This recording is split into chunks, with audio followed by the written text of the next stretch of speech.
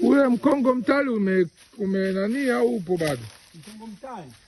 Msitu wenyewe umeharibiwa. Umeharibiwa. Jina ndio limebaki. Jina limebaki lakini msitu umeharibiwa. Mkongo mtali ni pampu ya maji. Huku kuna pampu ya maji iko wapi? Pampu iko pale. Sasa nani sababu zile mfanya mzee Chawala ahame huku? Huku ni polini sasa. Chawala wakati anaugua alitokea hapa. Umeelewa? Alitokea mwaka jana mwezi wa 5 alitokea hapa. Lakini baada ya kuwa amekaa muda mrefu na hata hivyo alivyotokea hapa baada pasha kwa pameshaharibika. Peke yake hawezi kumudu kusafisha maeneo.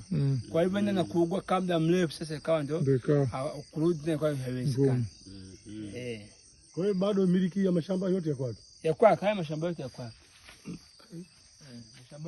Ndio anakodisha au? Baada ya kukodisha na mwingine analima mama. Kwa hiyo mama yeye analima maeneo gani? Mama yeye analima kule chini. Kule chini. Kwenye kibanda kile. Anapumzika kibanda chake kile. Kile kule. Ikiona kule. Baba tunashukuru kusaidia kutupa maelezo. Angalau ila yani naona huko kote kujokolea zaidi ya Mlimani Park kule bwana wewe. Kule hatari kule. Mbingu. Mlimani Park ile. Kule juu pale juu walipo. Sasa kule juu kuna mabanda ya nani ya udongo. Eti. Maisha yalikuwa huku kwenye tofali sementi. Huko mimi sijakaaga sana.